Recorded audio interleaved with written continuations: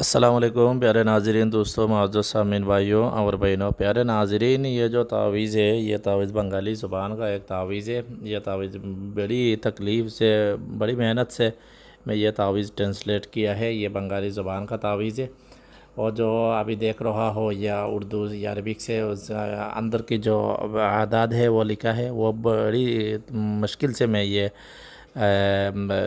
Translate किए करके भी ये तावीज़ बनाकर मैं आप लोगों को अपलोड कर रहा हूँ, जैसा आप लोग अच्छी तरह समझे और उसके बाद वो इस्तेमाल करें। ठीक है, तो प्यारे नाज़रीन, ये जो तावीज़ है ये दुश्मन के घर में या दुकान में या दुश्मन की रहने वाली निबाश में, बंगला में जिन्नात को, शयातीन को भेजना।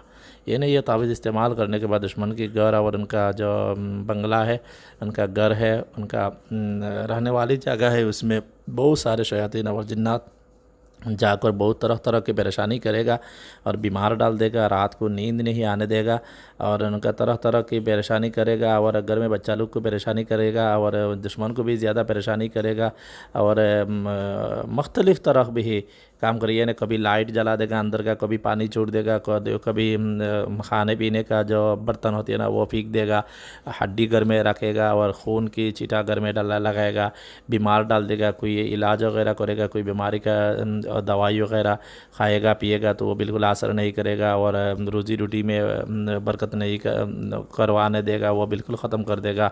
ये नहीं, हर किस्म का परेशानी करके इंसान को भी इसी घर से निकाल देगा और परेशान कर देगा। तो ये बिल्कुल अच्छे इंसान के ऊपर नहीं करना, तो गुनाह का ज़िम्मेदार खुद है। मेरी तरफ से जायज़ जगह ऐसा कोई दुश्मन है जो बड़ी जालिम है और बड़ी ख़बीस इंसान है, उसके ऊपर ये अमल करे और अच्छी कोई इंसान के ऊपर, ख़ास तौर पर कोई मुसलमान नमाजी इंसान के ऊपर ये अमल करेगा तो आपके ऊपर उल्टा असर हो सकता है। गुनाह का ज़िम्मेदार खुद है। तो प्यारे नाज़रीन, ये तावीज़, ये दुश्मन को तकलीफ़ देने का ये अमल है, बस बात वही है।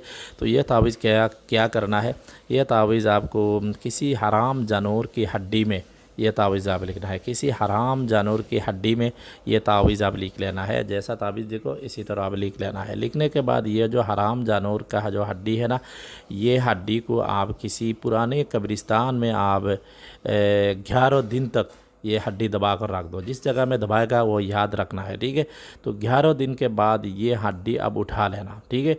ये हड्डी उठा लेने के बाद ये हड्डी को अच्छी तरह पाउडर बना लेना, ये ने पीस लेना, ये ना हड्डी को अच्छी तरह कूट लेना, पाउडर की तरह बना लेना।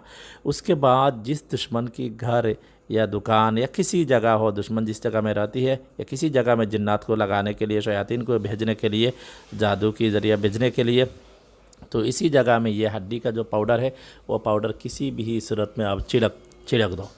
उसके बाद पीछे मुड़कर आप नहीं देखो। उसके बाद आप एक हफ़्ता के अंदर तमाशा देखो।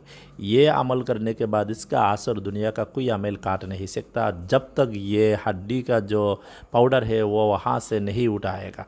ये वहाँ से उठाना बहुत मुश्किल होती है, कोई इंसान तो नहीं उठा सकता। ये सिर्फ और एक जादू की ज़रिया इस तरह कटने का और एक तरीका इस अमल के साथ कुका पंडित में मौजूद है, वही करेगा तो ये जादू के ज़रिए ये हड्डी का जो पाउडर है उठा सकती है। और कोई आमिल तावीज़ तूवीज़ ऐसा कोई चीज़ से यह हड्डी का पाउडर कभी नहीं उठा सकता और इस जगह का, इस घर का इलाज नहीं कर सकता। ये बड़ी ख़तरनाक एक अमल है, सोच समझ कर करना है।